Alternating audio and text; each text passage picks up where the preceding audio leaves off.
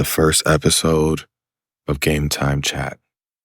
My name is Joshua, and I will be your host. Thank you for joining.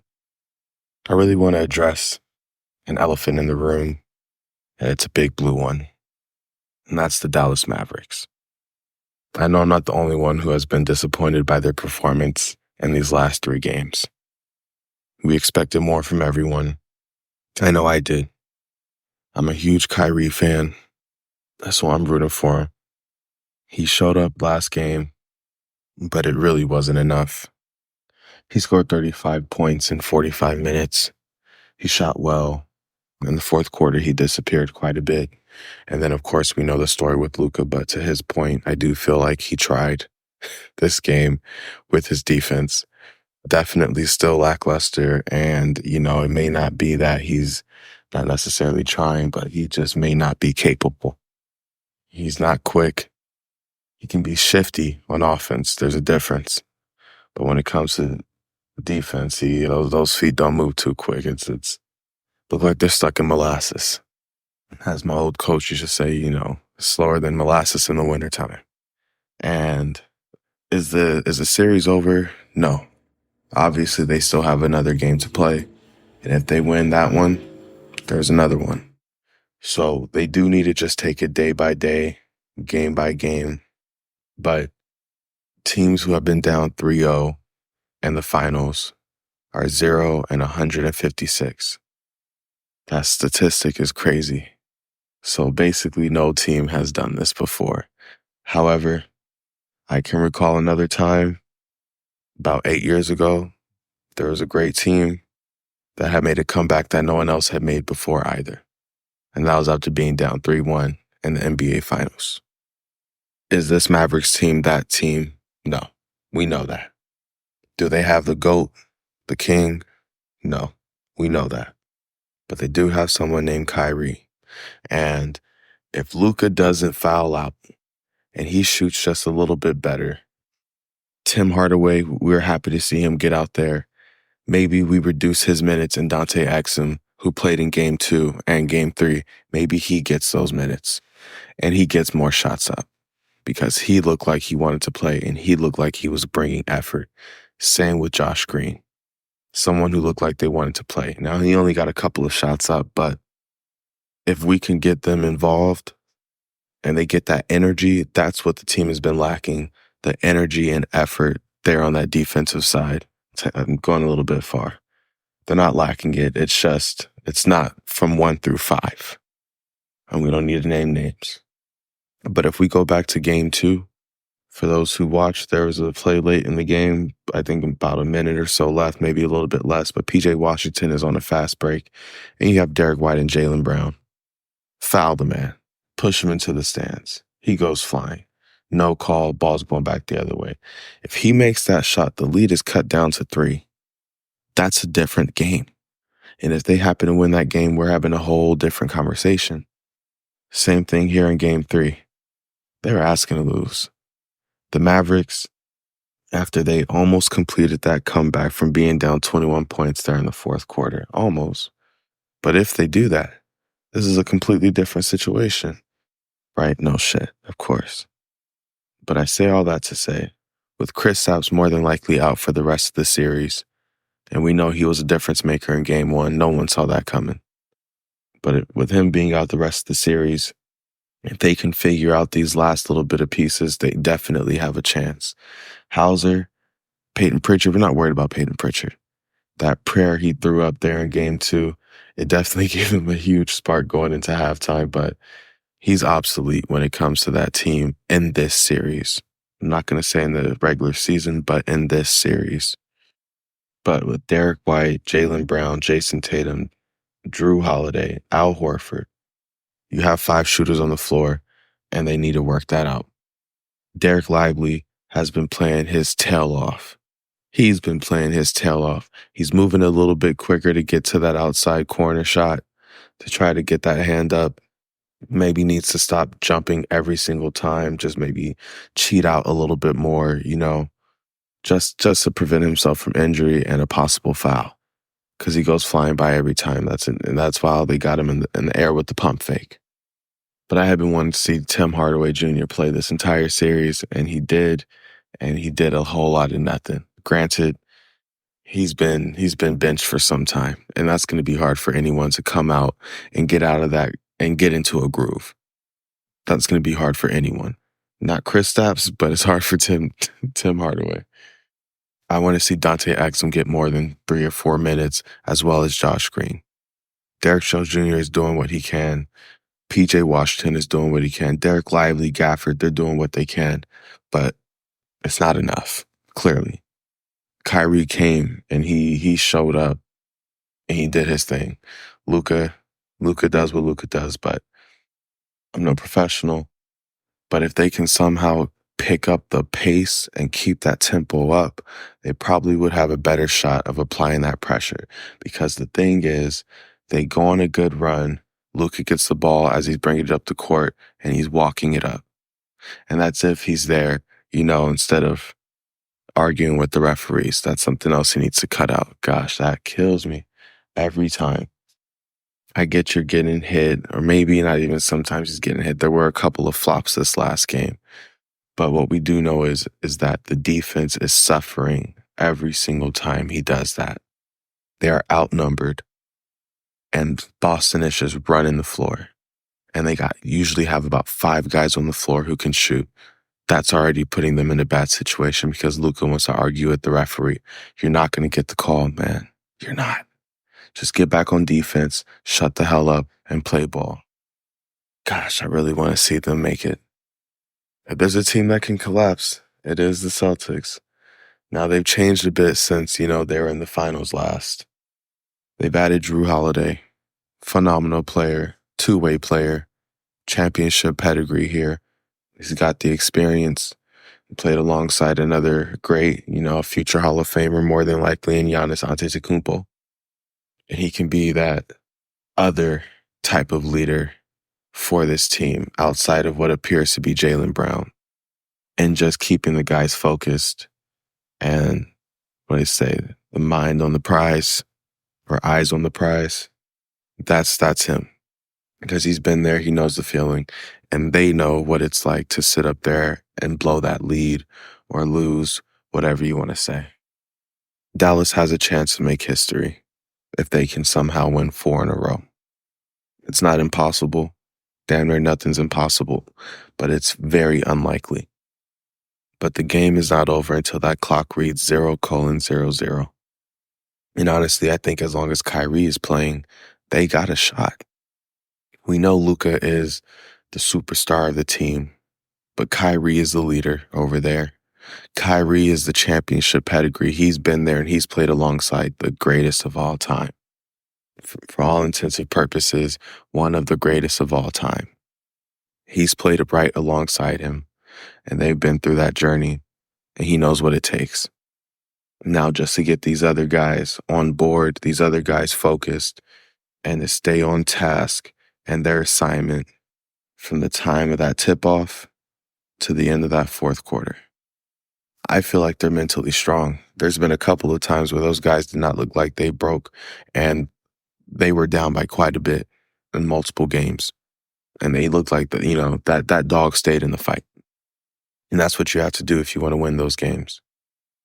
So game 4 will be an interesting one. I do not think that the Mavs will go down and get swept. I don't. I really don't. But all they need to do is get that one, and then it's back in Boston. And they can play well on the road. And Kyrie has found his groove. He's going to be ready for the Boston crowd and Boston in general if they can make it back there. We should say when, but truthfully, if. But I think he'll be ready. And at that point, they can win this one, get back in Boston and win another. Boston is shaking. Boston is having nightmares about what happened last time. Hopefully Luka is moving those feet. He's not reaching. He's not arguing and talking to the refs. And instead, he's getting back on defense, because if you can just at least get a body there, be in the way, just, plug a gap, that makes it more difficult on the defense, obviously. But what is not difficult is a man wide open in the corner because his behind is still coming up past half court because he was arguing with the ref about a call that he feels like they missed, which is never going to get you a call. We could go on and on and on about this. But this matchup is not like the Warriors and the Cavs in that last year when JR committed that bonehead mistake in that game and then they went on to get swept. This is not that team, and they are more than capable of at least winning one against this Boston Celtics team. I 100% believe that, despite Luka's discrepancies on defense. Because the guys that LeBron had there against a much better Golden State team, oh, please. We all know that was the worst team to get to the finals. And so these Mavs, they need to step it up. Luka needs to step it up, and he needs to quiet down with barking at these refs. Plowing ahead. JJ Redick, the Duke boy, is sitting down with the Lakers this weekend for his interview for head coach. Honestly, this Dan Hurley fella, respectfully, wasn't going to be a good fit for the Lakers team anyways. Now, I'm a Pistons fan, so at the end of the day, I don't really care too much about what the hell the Lakers are doing. But with them homing, my GOAT, LeBron James, I'm a root for him when they're not playing against my Pistons. And I don't think that guy was going to be a good fit for that team, for that organization, for the fans. I don't think so. Now, JJ Redick, on the other hand, does he have any coaching experience? No. But he's played with some good teams throughout the years. He's been to a championship. Didn't win, but he's been there. At the time when he was at Duke, for what it's worth. When he was at Duke, at that time, he had, NCAA points record. All those three-pointers he was hitting. 2,500 something. And I say for what it's worth because, there was a time where, most guys are not staying 4 years in college. There was a time where guys could come straight out of high school. Shout out to LeBron, Vince Carter, to name a couple. But you have other guys like Tim Duncan and Dame Lillard who did spend 4 years in college. And JJ Redick is amongst those names, and he did have that record, so he can play ball. And I'm sure if you're hearing this, you're like me where you have seen a bit of JJ Redick on social media. You've seen him on the sports analyst shows, and he knows what he's talking about. And I think with his rapport that he has with LeBron and Anthony Davis and the respect that he can garner from the other guys as a former player, and with his confidence in himself from what it seems like on TV, I think he could lead this team. And he can get these guys on board. And if there's any sort of muttering, of any doubts, I think LeBron and AD can fill that and get those last couple of people on board. I think he would be a great fit for the Lakers team. You don't always need to have coaching experience to do great. You don't need to always have job experience to do great at the job because there's people who have years and years on the job as a head coach and in life. And we all know those people, and they don't always perform well simply because they've done it before. They've been there for X amount of time. As a Pistons fan, I looked at Monty Williams, and I was excited to have him come there. And look at us. Dwayne Casey, former coach of the year. I was excited to have him come there, but, as I digress. JJ Redick has an interview sitting down with the Lakers this weekend. Good luck to him. If he wants the job, I hope he gets it. He would be a better fit in LA than Dan Hurley and that gentleman who was over in Cleveland a couple of days ago meeting with them. I think Bodego. So that's big. They need a head coach. You got the draft coming up here soon. Everybody's, looking at that. You don't need a head coach to go into the draft, of course, but you want one. And then you got free agency. Come on. Hopefully he gets the deal. Hopefully it's a lengthy one, and they just trust the process. I know the Lakers want to win, and you know what? I know JJ wants to win too. But some things do take time, and there's a lot of good teams in the NBA. There's a lot of good teams in the West. So if it doesn't happen after 1 year, maybe 2, now LeBron might be done. We don't know how many more years he's playing, but either way, that doesn't mean jump ship. Because if that were the case, if Boston followed that same recipe, they wouldn't be in the finals right now with that same team. Because it wasn't always sweet. It wasn't. What do they say? Good things come to those who wait. Patience is a virtue. They're there for a reason. Shifting points briefly. You got Father's Day coming up this weekend. And I went to a cigar lounge for the first time. Well, it was my first time at this cigar lounge. I went there this past weekend. Had a fantastic time. Thinking I want to go back this weekend, have me a nice stick. Maybe catch that football game, that championship game coming on at 5 Eastern, and just relax. But happy Father's Day to all the fathers out there. Back to business. The WNBA. I've been wanting to talk about this. Now, I'm relatively new to watching myself. I started watching a few years ago. And at the time, I was a Seattle Storm fan because I became a fan of Breanna Stewart. I have since left and followed her over to New York. So I'm a New York Liberty fan over there. She's balling her ass off. Don't expect anything less, but this Caitlin Clark nonsense, fiasco, the drama, was she snubbed for the USA team? No. That is earned, not given. You have these ladies, these players who have been playing together for years. You had multiple camps over the last couple of years. Now, granted, that's not her fault that she couldn't make it. She was in college. And I understand that. With that being said, she leads the league in turnovers and is, I think, 30th in points. She does not deserve to be there. It's not a snub. You can only be snubbed when you deserve it. Barry Bonds not being in the Hall of Fame. Snub. Caitlin Clark not on Team USA. Didn't expect it. No, that's just my opinion. Everyone is welcome to theirs, of course. I know we want the game to grow. However, the Olympic Committee is not the people who run the WNBA. They're not here for all the flack and all the stuff that the fans are up in arms about. They're there to go and win gold and to do it handedly. Everybody knows that name as far as the USA goes with the women's basketball team when they step onto that court. Shoot, it'd probably be a distraction with her there and probably just grow resentment amongst the rest of the players more than it already has. She doesn't need to be there right now. And there's no other rookies there. And if she were to be there, you could definitely argue some other rookies and or 2 or 3 or 4 year players should be there too. And guess what? They're not. And that's just what it is. Now she'll have her time, maybe in the next 3 or 4 years, she'll be on it. And then she can go and win gold. And she can sell out those jerseys and start that part of her journey.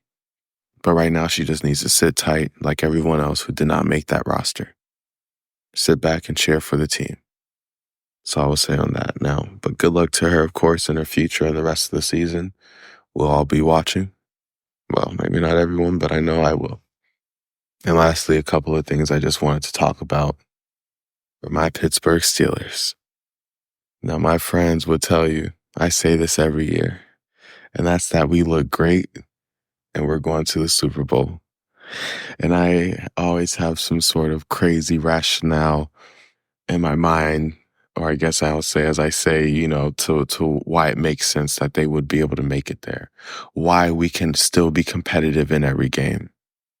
Why, despite the fact that we have the toughest division in football, can we still come out top 2 or even 3 and still make playoffs and still make a run for the Super Bowl?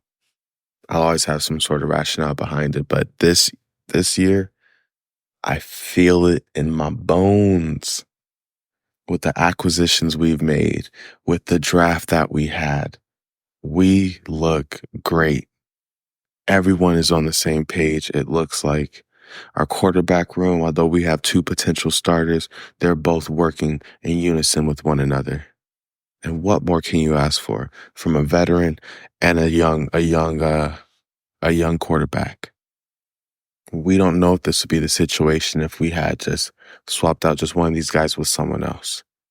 I mean, and could you blame them? You know, you're a young, talented quarterback. You want to start. You were just a starter. You were drafted a starter.